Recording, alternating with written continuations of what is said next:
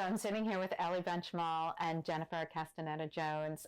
Jennifer's the chef here. Elli is the visionary behind it. We're in La Bohème, but the entire space is also Apéro, and I'm such a fan of Apéro. This like little gem, caviar, champagne, and then of course delicious food. But Elli, I'd love for you to tell everybody sort of about your creation and how you came up with Apéro, and then this extended space up here at La Bohème. Sure. I wanted to kind of recreate a little cafe in Paris that has, you know, all the classics and just a fun neighborhood haunt that made you feel like you were in Paris for a night. Right. But you know, when I think of Apéro opening, you know, initially it was like all about the champagne and all about the caviar, and then it expanded. So can we talk about how the creation of it and how that happened? Well, we were originally supposed to be just a cute little wine bar with small bites, caviar mostly, and I wanted it to have a really extensive champagne list, and then we got Michelin listed the first year, which was like a really big shock, and then we were like, oh dear, I guess we need to offer some more food now. And so we got a consulting chef in and everything, and now our resident chef, which is amazing, but yeah, definitely had to focus more on a larger menu. And well, so Jen, when you came in and you were looking at the menu and seeing what was needed, how did you sort of fill that in downstairs? And then we can start talking about what's going on up here. So I just I stuck with what we were doing, just kind of elevated it a little bit more, kind of changing with some of the seasonality items. I like to try and change things with the season, with what locally is available to us, any kind of cool items that the purveyors might have for us to use. So what does that look like on the plate? So we wanted to refine the plating, have it be a little more elegant, but also modernize it a little bit more. So we I took what we already had and just kind of add a little more finesse to it. And then as I spent more time in the Apéro kitchen, learning how everything was, how everyone worked, I was able to find a really good niche for what we would do. And now coming into the spring, we're utilizing, you know, ramps. We're going to be having some nice, beautiful white asparagus on the plate, doing a lot more French, but changing constantly. Because when I first came on, there were certain dishes that had been on the menu since they had been a little tired. Right, they were on for a long time. Yes. But you know, it is even though it's a destination place, it is a neighborhood place, right? I mean, just the few times I've been here, you can know, even today, like, you can tell that people from the neighborhood. Yeah, there are regulars are amazing. You know, this is their place. Oh, this is where they come. No, I took French onion soup off the menu. Oh, I bet that was their problem. It was the summer. It was hot. So mad. And oh, I bet. Mad. And you're like, I'll keep a little bit. Okay, I'll put it back on. Right. And then can we talk about this space here at La Bohème? I'll shoot for my behind the scenes Apéro because it's so darling. But let's talk about what's going on up here. This was kind of my fun little, I don't know what you'd call it, pipe dream. It's so much work, but it's so rewarding.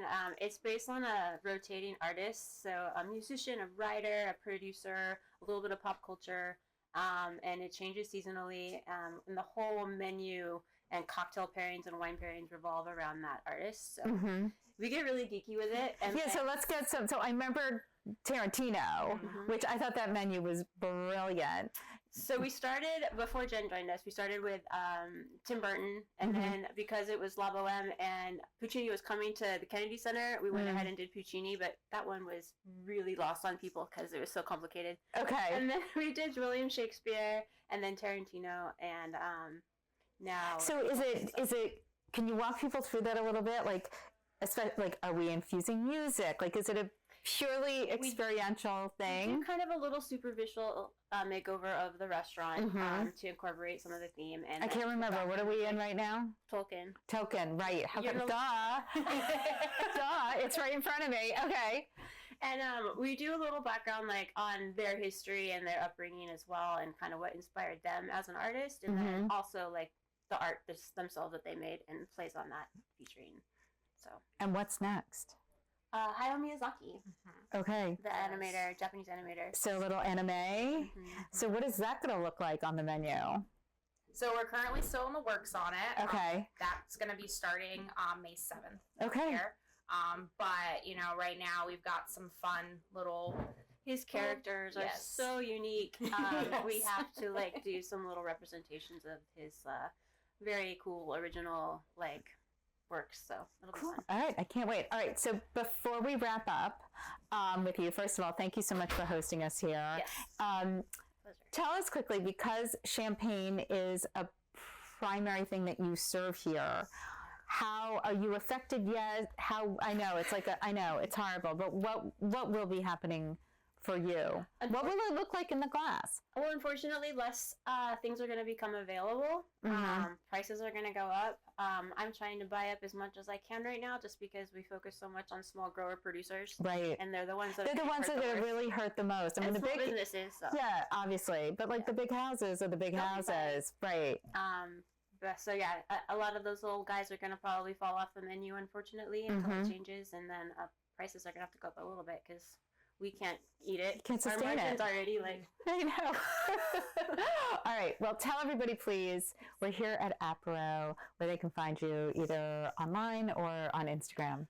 ApérodC.com and labohemedc.com. They have two different sites, and then we're also on Talk for reservations, and our social media are the same taglines: ApéroDC and LaboHemedC. Excellent. Thank you, guys. Thanks again for hosting. Thanks so much. Thank you. One of California's absolute leading women of wine is with me today. I'm so excited. I've got Paula Kornell here with me.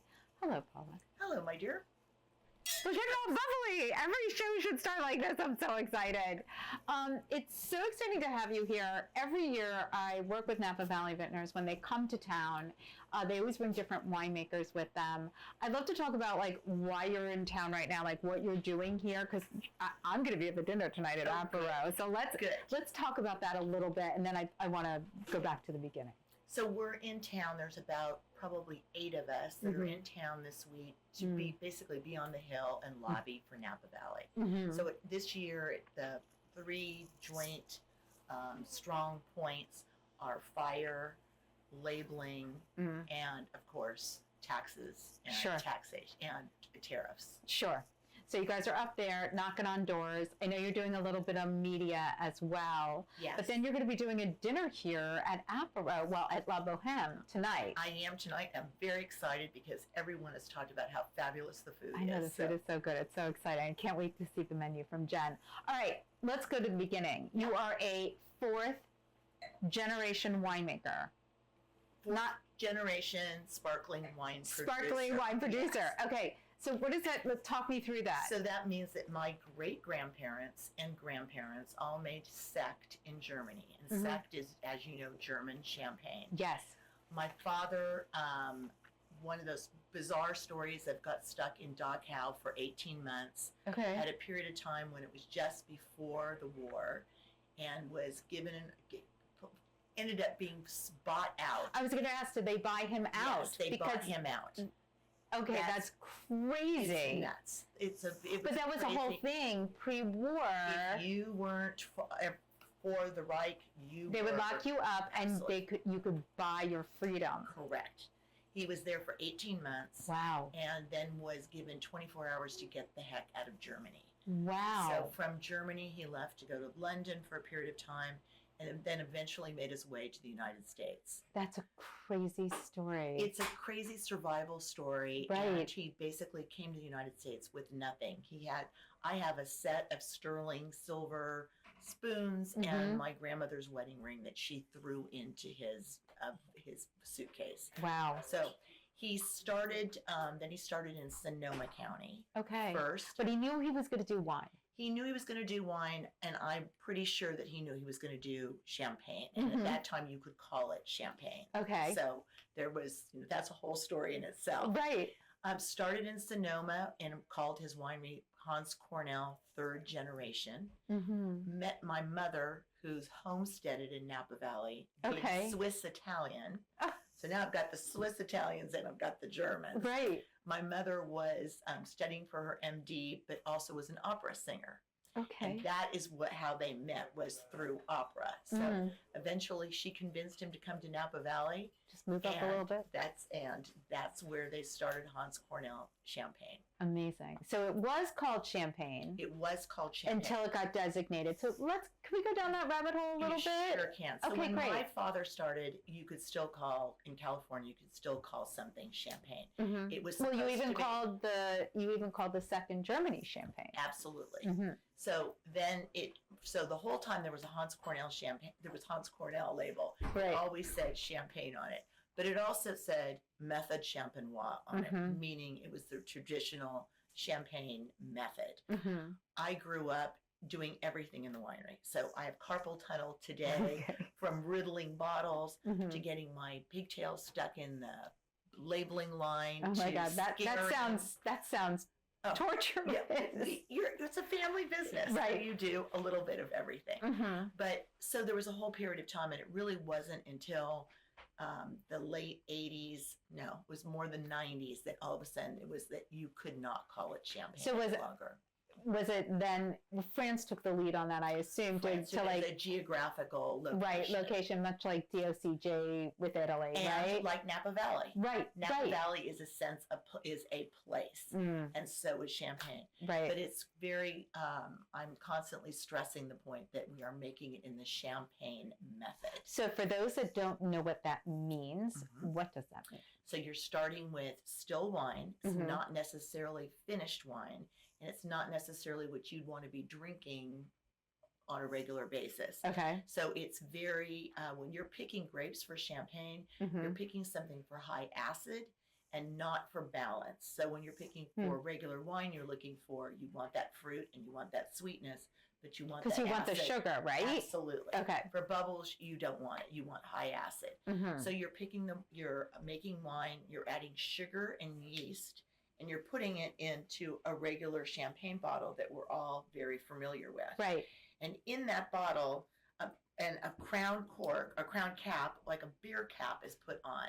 So it's not a champagne cork as we're all familiar with right away. Okay. And champagne bottles always have this punt, so it helps distribute the pressure, because as the bottle is fermenting, as the wine's going through its first stage, there's 120 to about 125 pounds of pressure per square inch Amazing. in these bottles. So that's why this helps distribute the pressure. Okay.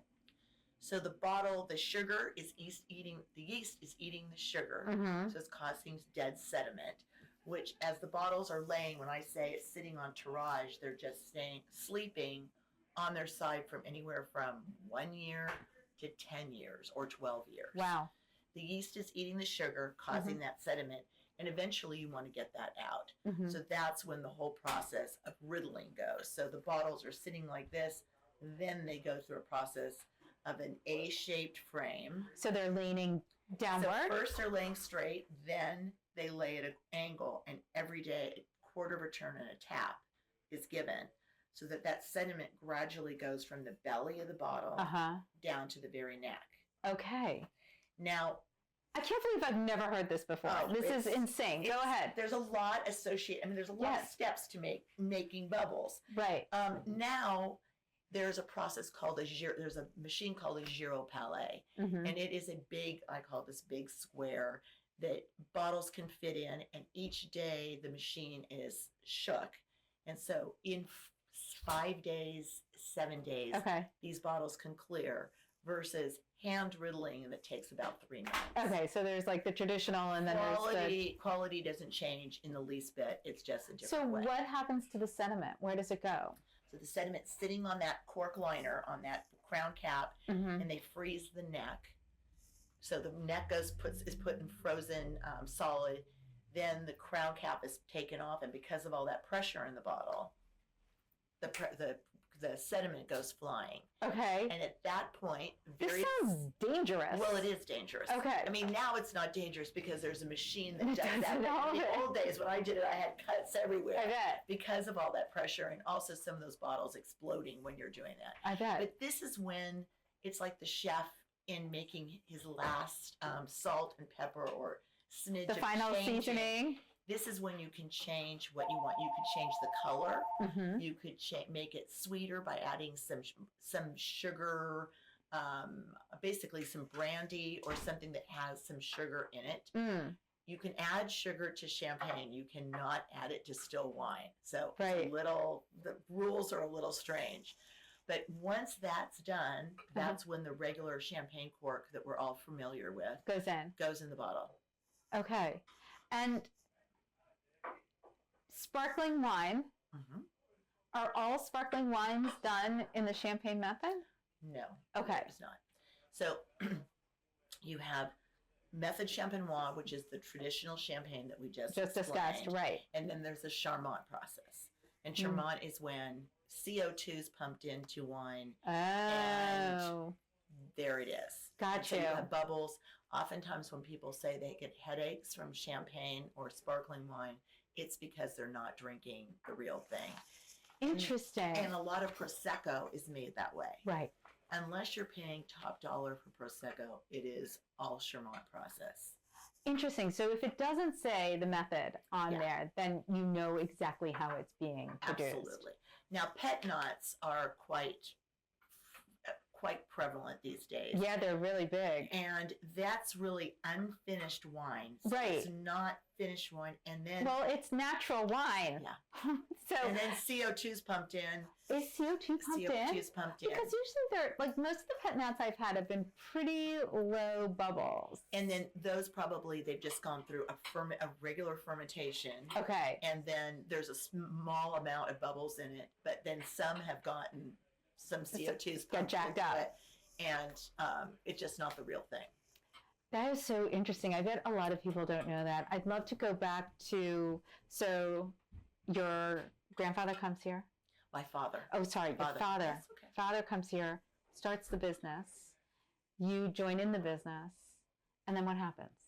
So my Hans Cornell champagne was from 57 to 1992 in Napa Valley. Okay. And in the early 90s is when Domaine Chandon and Mumm and all the big French houses came in. Mm-hmm. And it was really hard to survive. Even though we were first class in American Airlines, United Airlines did, but all your They had the aides- marketing dollars. They had all the marketing dollars. Mm. So my family's winery closed then, and so that was like your. Oh my God, your heart. It was your heart and soul Mm-hmm. because that winery. Now, were you was- working at the winery? I was. Okay. I was. So before coming to the winery, I'd spent time working for Sherry Lehman in New York on Mhm. Madison Avenue. Mm-hmm. So, and also in hotels in San Francisco. That was always my father wanted us to work for other people versus coming to Well, work smart for- advice. Absolutely. Mm-hmm. Then came to work there, and by the time I got to the winery, there was already problems. So it Okay. was, but it was still a great place, Mhm. great place to be. Then I went off to work at Joseph Phelps as VP of marketing. Wow. And I bring that up just because at that time, that was 92, Mm-hmm. Joseph Phelps had a rosé. You could not. Oh, you probably couldn't give it You away. could not give a bottle of rosé. Well, okay, but to be fair, it was because of the grossly uneducated in this country, me being one of them, because of white Zinfandel. Right. California and white. Lancers, Yeah, it but was all- California white Zin Yeah. was everywhere. It was pink. It was sticky. It was sweet. I think the very first time I got drunk was on it. I mean, the sugar is still in my brain. Like, Yeah. so I'll never forget, if I may, when the wines of Provence came to town. I just started in the business, so it's like 25 years ago. Wines of Provence came to town, and they were like, "You're going to be drinking rosé," and I was like, "Good luck with that." But all of a sudden, first of all, I developed an appreciation for it because I got an education. Right. But I started seeing it on menus, and I'll never forget. I went out to dinner with a bunch of young women who I was friends with, and they were not food people, but one of them looked at me and they're like, "You're drinking white Zinfandel?" And I was like, "No, girl, this is rosé. Yeah. Ketchup." And after being at Sherry Lehman, I loved Domaine Ott. I loved Mhm. Tempier. And so I was so excited to have this rosé, but nobody wanted that. Isn't that amazing? And also at Hans Cornell, there was people thought of drinking bubbles only for the celebratory time. Mm. So I think how times have changed so drastically. Thank God. Thank since God, then. right? But, So you stayed in the wine biz. so I stayed in the wine business from Phelps. I went. But to you weren't Robert creating Mondavi. wine. No, I was not creating wine. So Okay. it's been all these years now. I have worked with lots of great Napa Valley Cabernets Mm-hmm. and Cabernet producers. And it wasn't until about 10 years ago that I was given a great opportunity to start my own brand and to truly go full circle. So I'd love to hear just a little bit about that. How did you get the opportunity to start your own brand, and what made you go back to the family business? So an old friend of mine, who I Mhm. knew very well, who at Hans Cornell, wanted had a Mm. book of wines, Mm-hmm. and he wanted to add a sparkling wine, and Okay. said, "Why don't we do something together?" Mm. It gave me the opportunity to really fulfill a dream, Mm-hmm. and I think it was probably the last 20 years that I've been thinking about, wouldn't it be nice Wouldn't if it be I cool? could do this? Mm-hmm. Because there really is more bubbles in these old veins than there is red blood. Okay. So the first thing was, oh my God, I get this opportunity. Now what the hell? I got to find grapes. Right. I have to find a winemaker. I need to find somebody who's going to help me design a label. Mm-hmm. And so it went really, really fast. But it sounds like you know a lot of people. It's not like you were at a loss. Do you know what I mean? Like, how am I going to do this? You knew people, but did you know what you wanted? Did you know what you wanted it to be? I knew I wanted acid-driven wines. Okay. I knew I didn't want them to be sweet. I did Mhm. not. I wanted them to be able to be on a. I knew that they would be put up against some French bubbles, but Mm-hmm. most importantly, I wanted to be the best of the best in Napa Valley. Mm-hmm. And so it was trying to find the right grape contracts, which I've. What did you immediately- want in here? Like, to you, what's the perfect mix of grapes to create a California sparkling? So what you have in your glass right now is the first wine I came up with was the Napa Valley Blanc de Noir. Okay. So this all comes from Carneros. So Mhm. first it was trying Which to is, find. I mean, Caneros to me, I'm like, I just know if it says Caneros on there, it's Yeah. going to be delicious. It's going to be. It absolutely is going Mhm. to be. So I found a incredible site, and the vineyard is called Mitsuko's. Okay. Mitsuko, funny enough, was a very good friend of my mother's. Mm-hmm. Mitsuko was given this vineyard in a blue Tiffany's box Okay. on Valentine's Day, and in the box had dirt. And the note said, "For the 365 days of the year, I love you." And her husband gave her 365 acres Wow. in the Carneros area. That's I think it's a incredible. That's a good pretty love generous story. gift. Yeah. Yes. That's amazing. So it's been great to have this vineyard that I have a few blocks of that are Mhm. dedicated to my wines with such provenance, and that's been great itself. Okay. So the Blanc de Noir is primarily Pinot Noir Mm-hmm. and a little bit of Chardonnay. Mm-hmm. Now, in France, when you see a Blanc de Noir, it means red grapes. Right. And Blanc de Blanc means white grapes. Well, Blanc de Blanc for us also is white grapes. But in the United States, there's not these strong rules. It has to be 70%. Right. That's it. So we always put a little bit of Pinot Noir in there, a Okay. little bit of Chardonnay. Okay. So that's where this wine comes Well, from. it's super balanced and beautiful. Thank you. And do you have multiple? How much is in your profile at the moment? So now as of the beginning of this year, there's 4 wines. Wow. So I have 2 California appellated wines. Mm-hmm. So both coming from an AVA called River Junction, which is south of Sacramento. Okay. Hot as hell out where these grapes are growing. Okay. But they're all old almond orchards that have been Mm. pulled out and are sustainably farmed and family owned. Mm-hmm. So that's where I get Chardonnay and Pinot Noir for these 2, the Brut and the Brut Rosé. Okay. And then these 2 are the Napa Valley wines. So Got the you. Blanc de Blanc and the Blanc de Noir. Amazing. It's such a great story. And I want to sort of ping pong back a little bit to what you brought up earlier about the changing culture in this country we were talking about rosé, but also with sparkling wine. And you and I discussed this off air. Sparkling wine does not hit the way champagne does. Like when I say champagne, I think festive and exciting and rich and luxurious and delicious.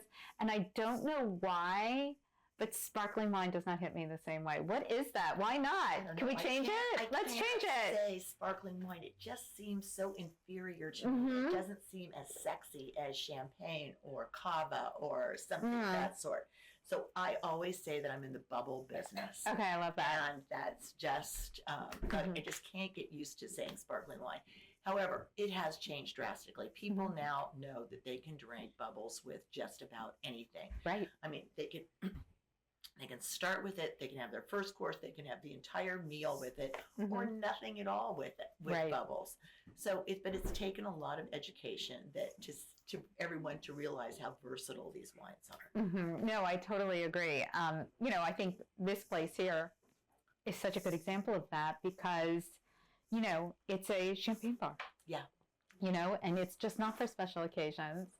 You can come any day of the week and enjoy. Right. I said the other day I was trying to look for some great words when I was writing a description, and I thought, champagne is that ah moment.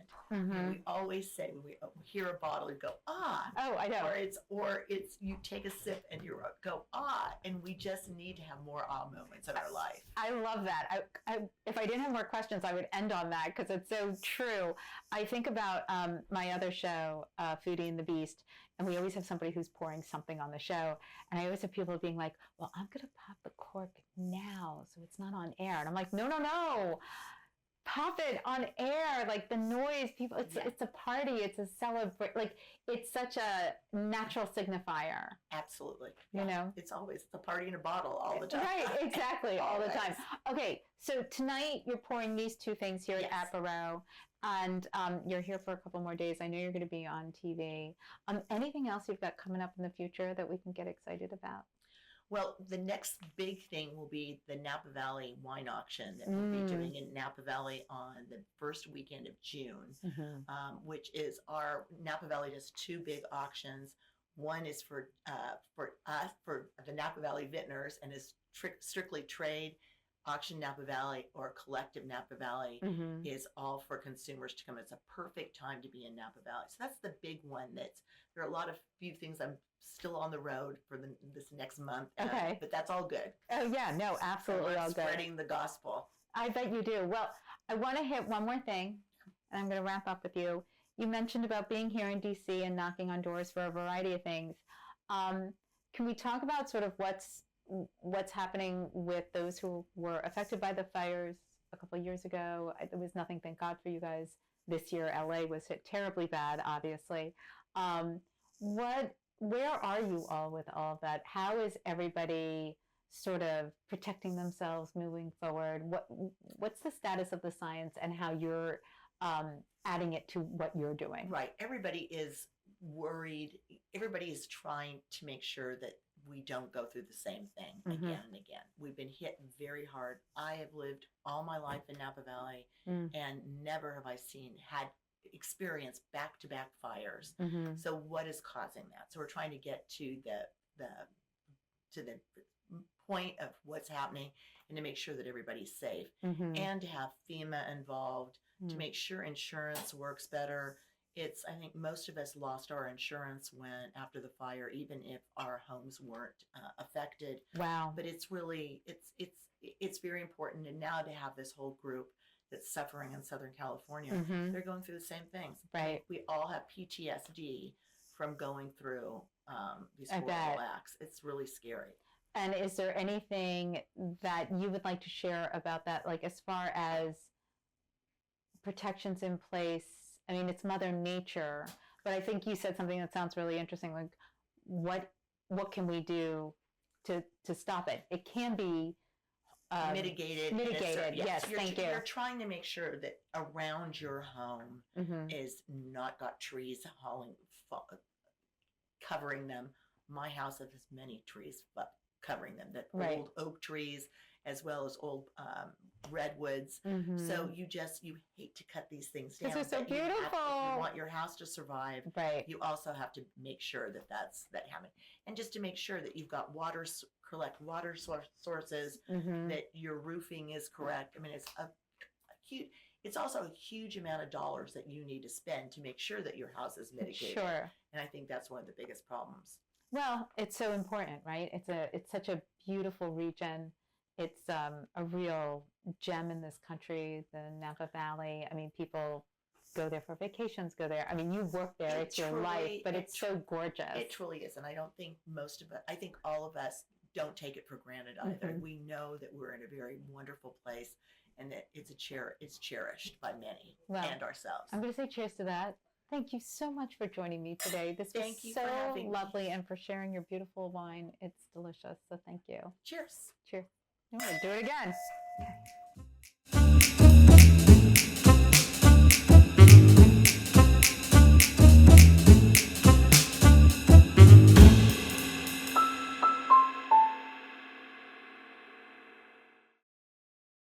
Produced by Heartcast Media.